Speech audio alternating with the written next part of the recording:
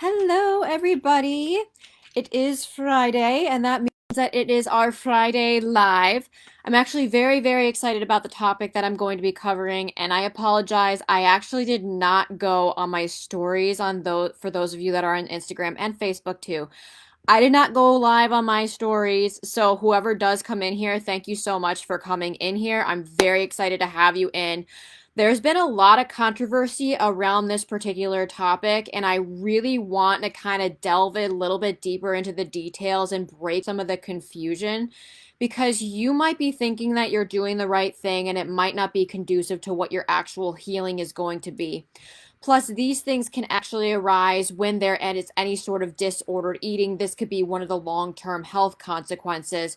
So I just want to address that a little bit, address what are the common things that are recommended when you are, say, diagnosed with some sort of an autoimmune condition.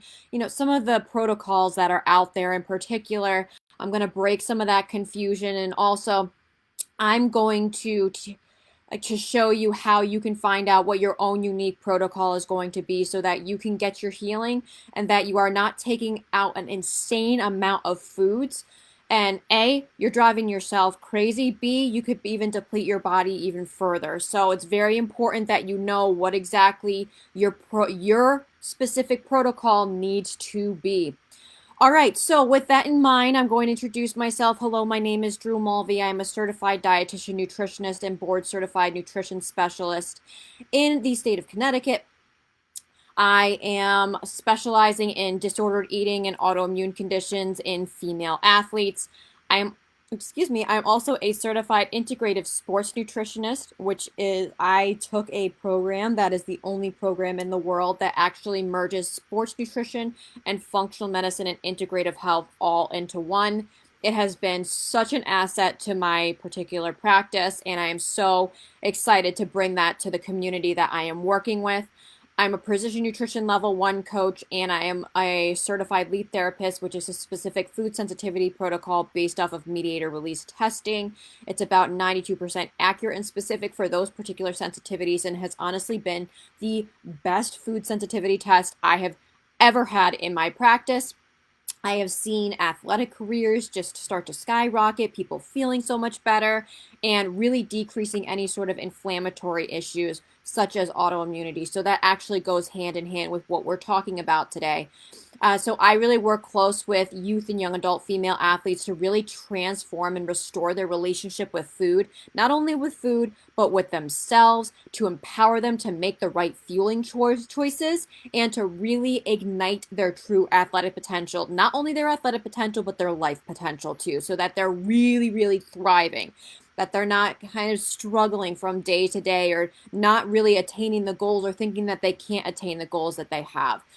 So if that actually sounds like you, I'd love to speak with you. Please sign up for an icebreaker call. That link is going to be in my bio. For those of you that are on Facebook, it's going to be in the comments below. I would love to speak to you, kind of know what's going on in the background so that we can address what your goals are, address what a program will be for you, and really get you performing and living your best too.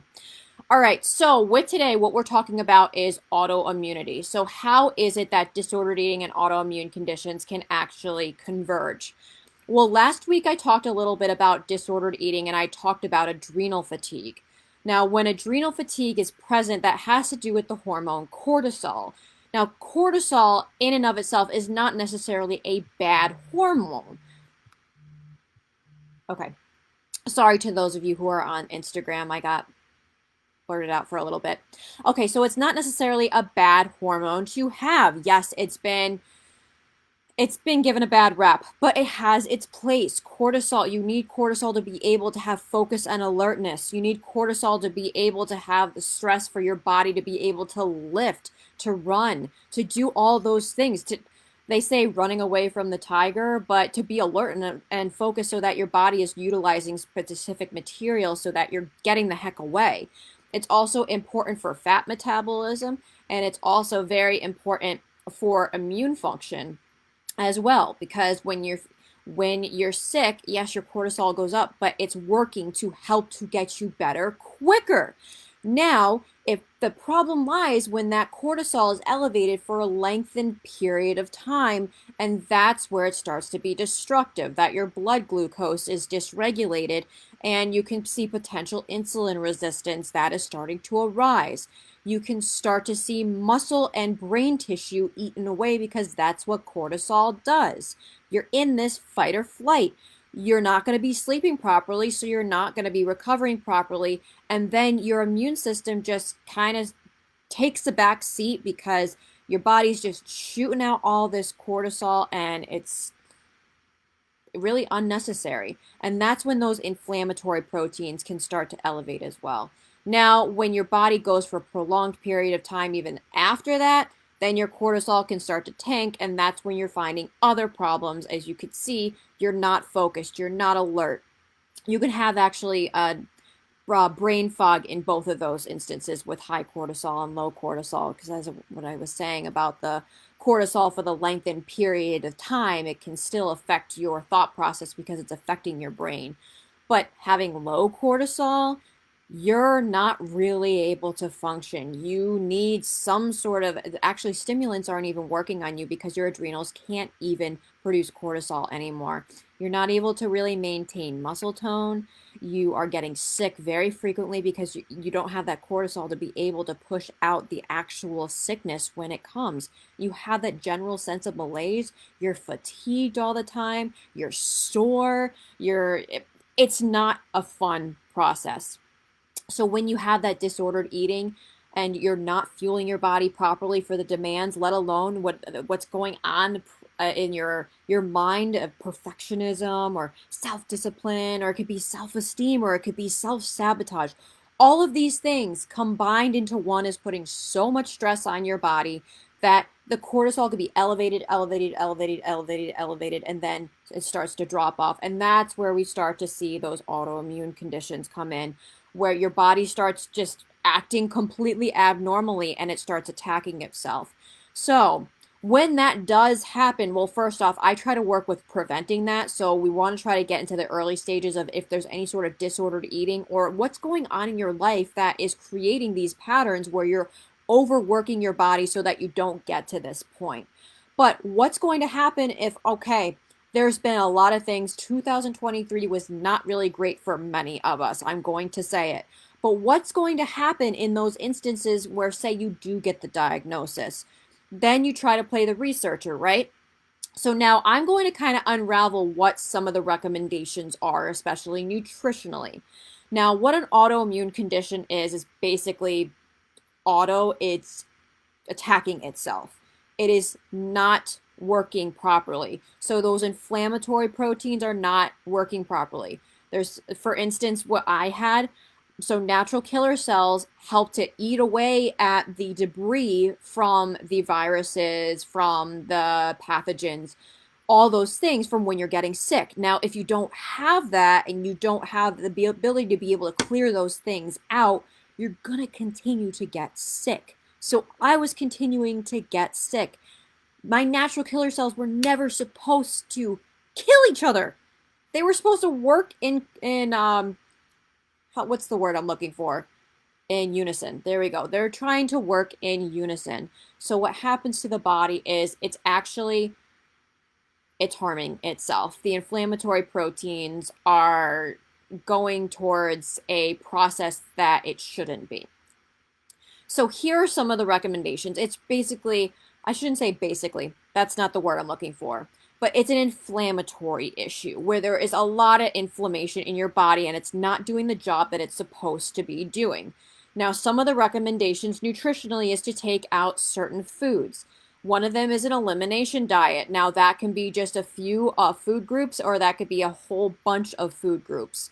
So usually I shouldn't say a true elimination diet, but some of the elimination diets that are more extensive, this includes gluten, dairy, eggs, soy, nightshades, so eggplant, tomato, potatoes, peppers, paprika, cayenne pepper, so any of the spices that are made from that. It could be citrus fruits, caffeine, and now it can go even further where there's the paleo autoimmune protocol where they're taking out beans and grains. And now I just heard recently that there's another protocol where it is recommending that you take out root vegetables. All right, so why is it that they're recommending all of these things? I just want to get to the nitty gritty of this. Okay, gluten. Yes, that can definitely be pro-inflammatory. A lot of our wheat is not the same as it was 100 years ago, and that is due to the amount of Roundup that is on the actual plant. Roundup, obviously, it's a pesticide, it keeps the pests away. But that Roundup is creating havoc in our bodies, and it can potentially lead to what we call leaky gut. So proteins from our food are escaping, and that's what's creating those inflammatory issues. And it can go into your joints. It can go really anywhere. It could go into your adrenals and make you very, very fatigued. So that inflammatory process is not exactly working properly. But the gluten in and of itself, too, is not really digestible, especially when it's processed. It doesn't even have that enzyme to be able to digest the gluten. Now, some people who do have some sort of gluten sensitivity, they can have like sourdough bread, because sourdough actually helps to digest the proteins in the actual gluten in and of itself, so that it's more digestible in your body too, but that your body's processing it properly. Now, those who have celiac disease, you have to stay away from the gluten altogether, because that's just going to be an inflammatory storm in your body. So that's different. Celiac, you should really be staying away from gluten. I do agree, if there's any sort of inflammatory issue, I take away the dairy, and I do take away the gluten, because dairy can be very pro-inflammatory, but you have to look at where the dairy is coming from. Is it coming straight from the cow? Is it raw? Is it local? Are the actual enzymes still intact? Has it been processed? So the enzymes are still intact in that raw milk to be able to digest the lactose, to be able to digest, and also to keep the pathogens away too. But then you have the conventional milk, where their feed is completely different. They're being fed corn, soy, and wheat, and they're usually GMO. They don't even have a stomach for that. So that's already creating inflammation in their body, as well as potentially increasing hormonal levels from being injected from hormones. So very important that you take those two away to see what could be causing that. I do agree with that. Nightshades can contribute to joint pain, because if you have a sensitivity to the solanine, then you're going to have issues with those peppers, with potatoes, with tomatoes. So I do recommend usually taking those out if I see somebody with any sort of joint pain. Now, when it comes a little bit deeper, a lot of people do have issues with soy. I understand that. But then GMO soy, there's a component called genistein. And genistein is a very potent anti-cancer and anti-inflammatory protein.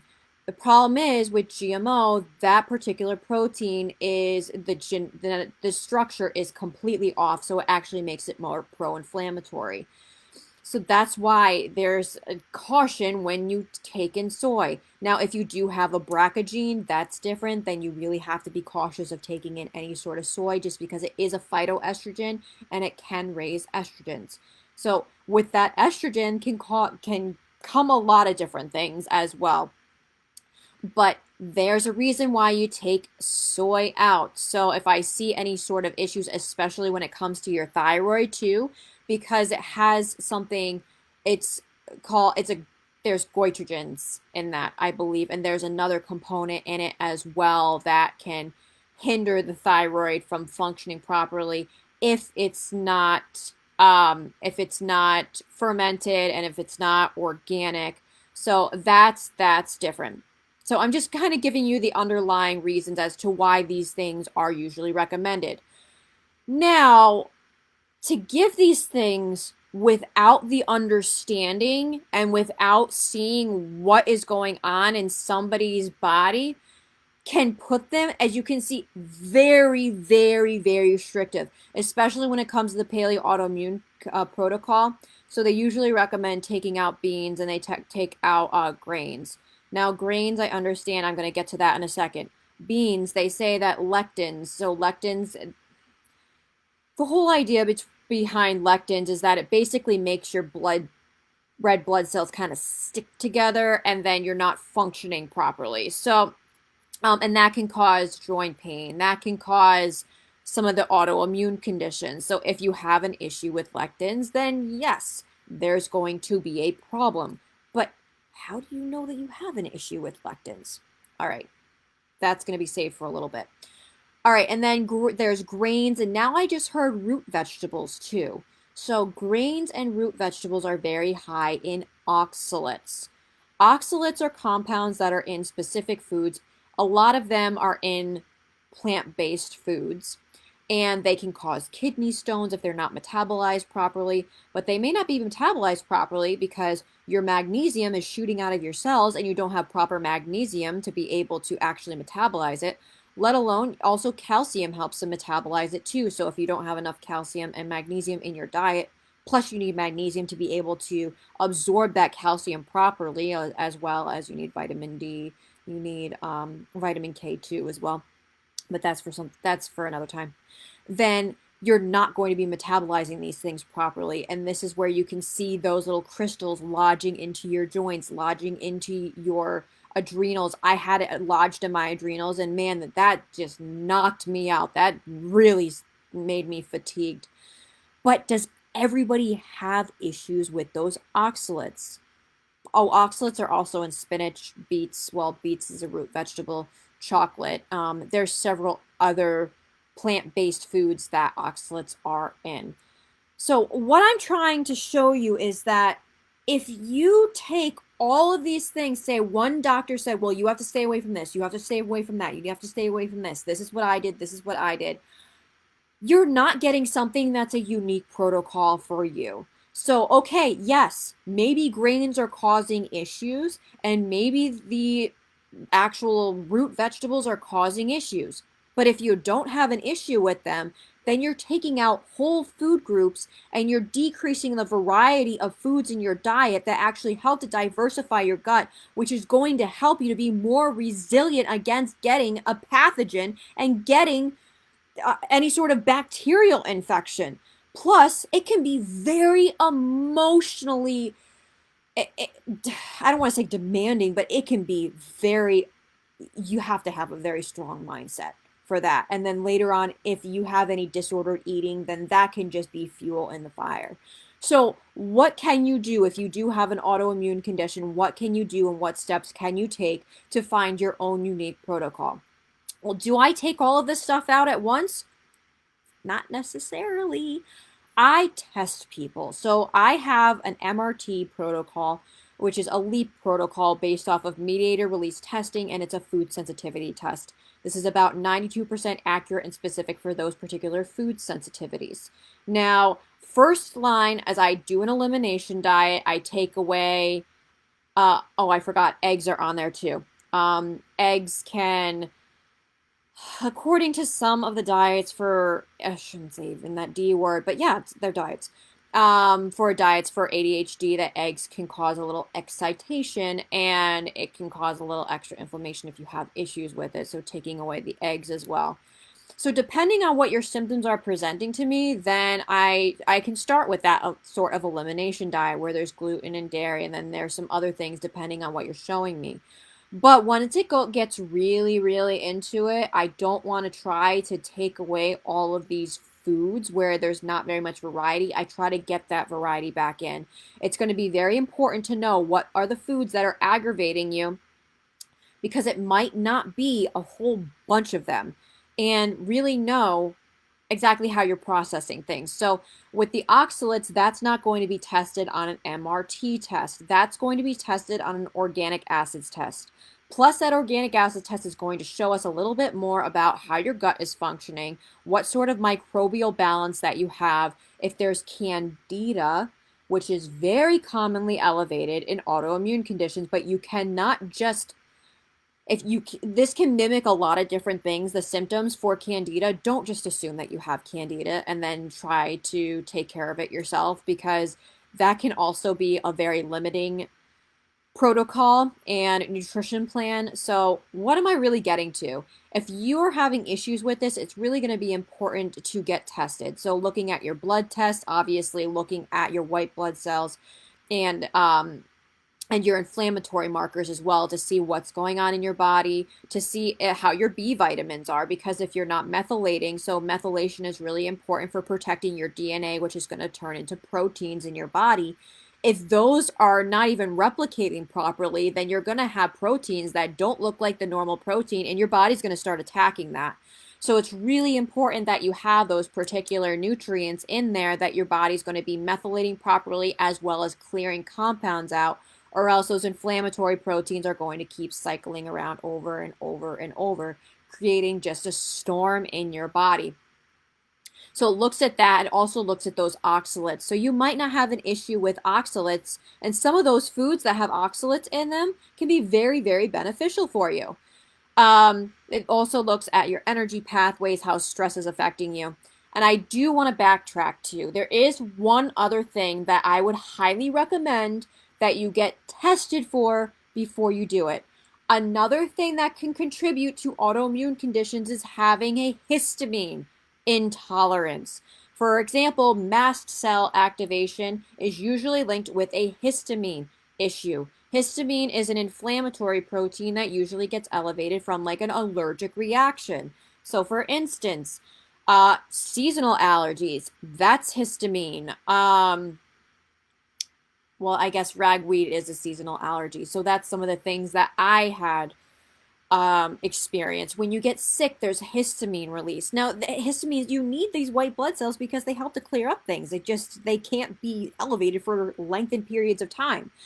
So it's really going to be important for you, if you do suspect that you do get tested, because going on a low histamine, it's a diet. It is a diet. I do not just recommend that off the I shouldn't say off the chart, but just from the beginning, because I recommend that you see what's going on. It could potentially be an issue, but getting tested is going to be very, very key in looking at those inflammatory markers to see, okay, well, maybe this might be an issue, and then supplementing properly too. So there are supplements that are going to be necessary when you have an autoimmune condition, and some of them might be beneficial if you just have regular inflammation, and then some of them are not going to be beneficial. So it's very important that you're working with a practitioner that knows the difference and that's going to help you to walk through this, let alone that you're working with a practitioner that if there's any sort of disordered eating, when you're coming off this type of a protocol, that you have a healthy approach to food and you rebuild that relationship with food, so you're not starting to fear it and it's not starting to trigger these things from the past if you've had that. So very important. So if you do suspect that you have any of these things that are issues, well, first off, I want to see, how are you eating? How are you fueling? If you're experiencing some of these symptoms like brain fog, fatigue, cramping, you're getting sick a lot, you're just not reaching the goals that you want, I want to look at your nutrition plan first, and then we'll incorporate those functional foods in there to help decrease any sort of inflammation, to help to increase recovery, to help with sleep. Well, if you're eating enough and you're fueling enough, then you will be a lot more energized, and you're going to be able to make it through your training workouts.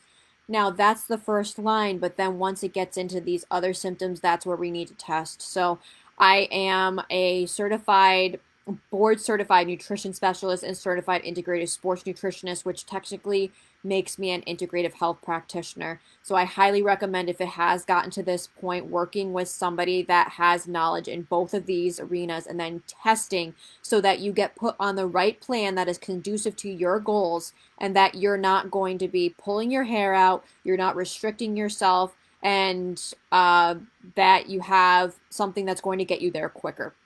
You're not playing the guessing game. All right, so how do you do that? Well, let's sign up for an icebreaker call. Let's go see, what are your goals? Have you been really struggling with your relationship with food? Maybe you just don't even know what your body actually needs for the demands that it has. So it could be out of ignorance.